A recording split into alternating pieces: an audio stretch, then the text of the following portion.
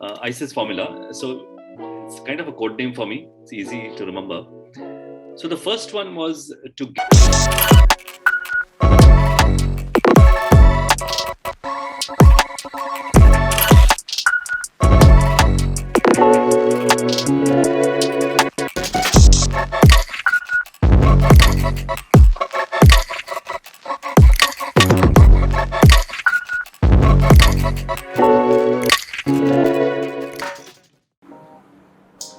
a simple formula in any coaching that we go through is what I call as the ISIS formula, and this is exactly from the principle 3 of the ICF core principles 3.1, 2, 3, 4.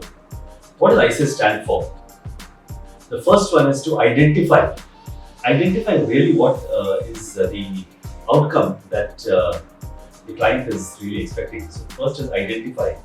The second is success. What are the measures of success that one would look at? And that's where we look at success and goals and we try to mold our way around it. The third is importance. Having found the outcome and the measure of success, why is the goal really so important? And that brings down really the focus on what's so important about this particular outcome or this particular activities which can cause the client to move up in whatever they're doing. And the last is S, which is stopping. So what's really stopping them? What are the obstacles which are stopping them from meeting the outcomes? So it's the ISIS formula. You identify, measure success, you deal with what's really important, and finally you focus on or you try to understand what's really stopping them. ISIS. And if you just run through this particular sequence, it's a big thing. You can take close to 25-30 minutes or more just going through this very simple sequence, asking very simple questions, and it takes the person on a completely different journey, an exploratory journey, which in itself can be a complete coaching practice. A lot of times there's a lot of talk that the coachee does, but ultimately we need to understand, what are they trying to address? What exactly is the problem they're trying to address? Otherwise, a lot of times can be wasted in trying to understand what is the person come there for. Many times they're all over the place. They do this, they want this, etc. So we kind of come to a conclusion what they're trying to address.